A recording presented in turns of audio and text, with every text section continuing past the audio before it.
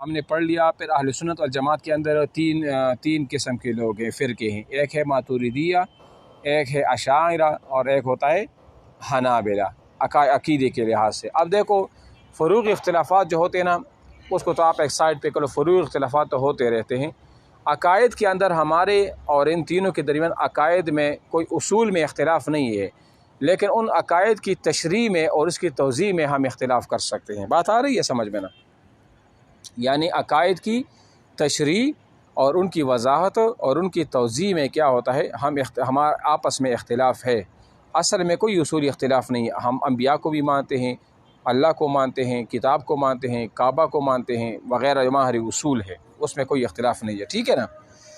تو یہ کہتے ہیں کہ اہل سنت والجماعت اگرچہ عقیدہ سے متعلق بنیادی مسائل پر متفق ہیں اور ان کے درمیان کوئی ایسا اختلاف نہیں جس کی وجہ سے تکفیر اور تدلیل کی نوع بتائے، تاہم اعتقادی مسائل کی توضیح اور تشریح میں جو اختلاف رائے پائے جاتا ہے، ان کے اعتبار سے اہل سنت کی 3 مکاتب فکر پائے جاتے ہیں۔ کتنے مکتب فکر؟ 3 ہے۔ نمبر 1 اشاعرہ، نمبر 2 ماتوریدیہ، اور نمبر 3 وہ حنابلہ ہے۔ اب اشاعرہ کون ہے؟ میں نے مختصر اس کی تشریح پہلے بھی لیکچر میں بتا دی تھی کہ اشاعرہ امام ابو الحسن اشعری کی طرف منسوب ہے، اور یہ پہلے معتزلی تھا، ابو علی الجبائی کے شاگرد بھی تھے۔ پھر اللہ تعالیٰ نے کرم کیا، فضل کیا، اور انہوں نے معتزلہ مسلک کو کیا کیا؟ خیر آباد، اور انہوں نے اہل سنت والجماعت کے مسلک کو کیا کر دیا؟ وہ قبول کر دیا، ٹھیک ہے۔ بہرحال ہم اس کو پڑھ لیتے ہیں، پڑھنا چاہیے اس کو، تاکہ اس میں اگر کوئی نئی چیز ہو نا وہ پڑھ لیں، ٹھیک ہے۔ اس مکتب فکر کے بانی امام ابو الحسن الاشعری ہیں، جس کا اصل نام علی بن اسماعیل ہے۔ اب یہ نام انڈر لائن کرو، اس کو لکھ لو، علی بن اسماعیل ہے۔ یہ 270 ہجری میں بصرہ میں پیدا ہوئی اور 330 ہجری بغداد میں وفات پائی۔ انہوں نے نہ صرف اپنے زمانہ کے سب سے بڑے عالم معتزلی عالم عبد الوہاب ابو علی الجبائی، یہ نام یاد رکھ لینا، سے تعلیم حاصل کی، بلکہ انہی کے گھر میں پرورش پائی، کیونکہ جبائی ان کے استاذ بھی تھے اور سوتیلے والد بھی تھے۔ ایک دن ایسا ہوا کہ ایک شخص ابو علی الجبائی کی، اب دیکھو یہ جہاں سے جو ابھی واقعہ بیان ہو رہا ہے نا، یہیں سے اللہ تعالیٰ نے ان کو ہدایت دی تھی، اور انہوں نے مسلک اعتزال کو چھوڑ کر مسلک اہل سنت والجماعت کو اختیار کیا تھا۔ یہ جو ابھی واقعہ بیان ہو رہا ہے نا، اس کو سنو ابھی، ٹھیک ہے۔ کہ ایک شخص ابو علی الجبائی کے پاس آیا اور اس نے دریافت کیا، یعنی پوچھا کہ ہمیں تین بھائیوں کے بارے میں بتائیے کہ جن میں سے ایک کا بڑے ہو کر کفر کے حالت میں انتقال ہوا، یعنی بڑا تھا اور کفر کے ہاتھ میں مر گیا، دوسرے نے بڑے ہونے کے بعد ایمان کی حالت میں وفات پائی، یعنی ایک تو مسلمان فوت ہوا، اور تیسرا نابالغ ہی میں فوت ہوا، مطلب وہ بچہ تھا اور فوت ہوا۔ آپ جو یہ کہتے ہیں کہ اللہ تعالیٰ پر وہ عمل واجب ہے جو بندوں کے لیے اصلاح ہو، یعنی وہ کہتے ہیں نا کہ آپ کا عقیدہ یہ ہے معتزلہ کا، عدل کے معاملے میں ہم نے پڑھا تھا نا کہ جو بندوں کے لیے زیادہ مفید ہو، کارآمد ہو، اور جو اصلاح والا کام ہو، وہ اللہ تعالیٰ پر واجب ہے کہ اللہ تعالیٰ انسانوں کے ساتھ ویسا معاملہ کرے۔ بات میری سمجھ آ رہی ہے نا؟ تاکہ اللہ تعالیٰ کے عادل ہونے کا تقاضا پورا ہو۔ تو یہ یہی کہتے ہیں نا کہ اللہ عادل ہے، تو عادل ہونے کا کیا مطلب ہے؟ کہ مطلب وہ عدالت اپنی پوری کرے۔ تو یہ کہتے ہیں کہ اللہ تعالیٰ پر واجب ہے جو بندوں کے لیے اصلاح ہوتا ہے کہ اللہ تعالیٰ کے عادل ہونے کا تقاضا پورا ہو۔ تو اس قاعدے کے لحاظ سے ان تینوں کا کیا انجام ہوگا؟ اب غور سے سنو۔ جبائی نے جواب دیا، جو بڑا ہو کر ایمان کی حالت میں دنیا سے گیا وہ جنت کا مستحق ہے، جس میں وہ ہمیشہ رہے گا، اور جو کفر کی حالت میں دنیا سے گیا وہ ہمیشہ دوزخ میں رہے گا، ٹھیک ہے۔ اور جس کی موت نابالغی کی حالت میں ہوئی، مطلب بچہ تھا، اس کا درجہ ان دونوں کے درمیان ہے۔ اس شخص نے سوال کیا، اب یہاں سے سنو، اس شخص نے سوال کیا کہ اگر نابالغی کی حالت میں مرنے والا اللہ تعالیٰ سے پوچھے کہ آپ تو وہ عمل کرتے ہیں جو بندوں کے لیے اصلاح ہو، یعنی آپ تو انسانوں کے ساتھ وہ معاملہ کرتے ہیں نا جو انسانوں کے بارے میں بہتری کی کا ہو، تو آپ نے ہمیں بڑا کر کے ایمان کی حالت میں کیوں نہیں اٹھایا؟ تو کیا جواب ہوگا؟ تو جبائی نے کہا، اللہ تعالیٰ فرمائیں گے کہ یہ بات میرے علم میں تھی کہ بڑے ہونے کے بعد تم ایمان کی بجائے کفر کی طرف چلے جاؤ گے۔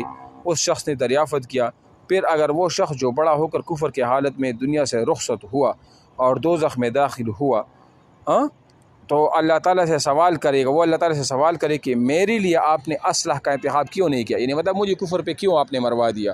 مجھے بھی چاہیے تھا کہ آپ مسلمان پیدا کرتے ایمان کے ساتھ، کہ مجھے بھی میرے ایک بھائی کی طرح بڑے ہونے کے بعد ایمان کی توفیق عطا فرماتے اور میں بھی جنت میں داخل ہوتا۔ تو اللہ تعالیٰ کیا جواب دیں گے؟ اب یہ سوال ابو علوی الجبائی نے اس کا کوئی جواب نہیں دے سکا، کوئی جواب نہیں دے سکا، یعنی کہ یہاں پر وہ کیا ہوا، وہ لاجواب ہوا اس سوال۔ یہیں سے امام ابو الحسن الاشعری کے دل میں تذبذب کا کانٹا چبھنے لگا، اور وہ 40 دنوں تک اپنے گھر میں خلوت گزارا اس نے، اور معتزلہ اور اہل سنت کے مسائل پر غور کرتے اور اس کے دلائل کے درمیان تقابل کرتے رہے، یہاں تک اس کو شرح صدر ہو گیا اہل سنت والجماعت کا مذہب درست ہے۔ چنانچہ وہ بصرہ کی جامع مسجد میں آئے، ممبر پر بیٹھ کر لوگوں سے خطاب فرمایا کہ اے لوگوں، جو مجھے جانتا ہے وہ جانتا ہے، اور جو نہیں جانتا میں اس سے تعارف کراؤ کہ میں فلاں ابن فلاں ہوں۔ میں خلق قرآن کا قائل تھا، کیونکہ معتزلی تھا، اس بات کا قائل تھا کہ اللہ تعالیٰ کا آنکھوں سے دیدار نہیں کیا جا سکتا، اس بات کا بھی قائل تھا کہ افعال شر کا فاعل میں خود ہوں، اور مختلف باتیں، یہ جس طرح معتزلہ کا عقیدہ تھا نا کہ انسان اپنے افعال کا خود خالق ہے، یہ بھی ہم نے پڑھ لیا تھا، آپ لوگوں نے سمجھ لیا ہوگا، ٹھیک ہے نا۔ اچھا جی، اور مختلف باتیں جن کے معتزلہ قائل تھے ان کو شمار کرایا۔ پھر معتزلہ کی مذہب سے توبہ کر لی اور ان کی تردید پر کمر بستہ ہو جانے کا اعلان کیا، اور کہا کہ میں ان تمام باتوں سے باز آتا ہوں جس کا میں عقیدہ رکھتا تھا۔ اس کا تذکرہ نگاروں نے نقل کیا ہے کہ خواب میں بھی ان کو اس کی ہدایت وہ ہوئی تھی۔ اتنا سا جو ہے نا، بس آپ اس کو یاد رکھیں کہ اس کے معتزلہ سے اب اہل سنت و جماعت کے مسلک کی طرف آنے کا جو تھا نا، وہ اصل وجہ وہ یہی تھا، ٹھیک ہے نا۔ تو اچھا جی،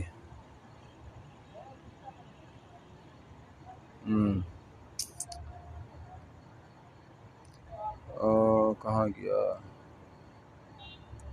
اس کے بعد امام ابو الحسن الاشعری کا ایک دوسرا دور شروع ہوا، جس میں وہ اہل سنت والجماعت کی فکر کے بڑی حامی اور ناصر، اور معتزلہ کے سب سے بڑے ناقدین کو ابھرے۔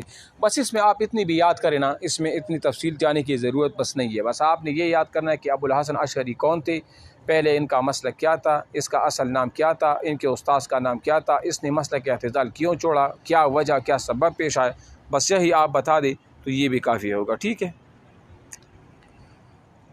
اچھا جی، نیچے پھر ماتوریدیہ،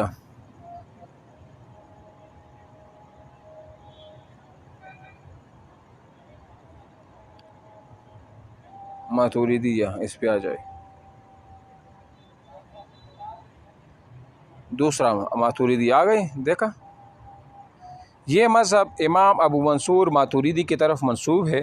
اس کا اصل نام محمد بن محمود ہے، اور ماوراء النہر سمرقند کے قریب ماتوریدہ میں پیدا ہوئے۔ سمرقند کون سا علاقہ ہے؟ یہ جو ازبکستان کے علاقے میں وہاں پر ایک جگہ ہے، اس کا نام ہے، جس کو وسطی ایشیا بھی کہا جاتا ہے، ٹھیک ہے۔ اس کا سن ولادت یقینی طور پر معلوم نہیں، لیکن وفات کا سن 323 ہے یا 333 بتایا جاتا ہے۔ انہوں نے اپنے عہد کے اکابر علماء احناف، نظر ابن یحییٰ بلخی متوفی 328، ابو نصر عیاس اور وغیرہ جو علماء ہیں نا، ان سے انہوں نے کیا کر دیا، جو دو واسطوں سے امام ابو یوسف اور امام محمد کی شاگرد تھے وغیرہ سے علم فقہ اور کلام میں استفادہ کیا، اور انہیں امام السنہ اور امام الہدیٰ کے لقب سے بھی یاد کیا جاتا ہے۔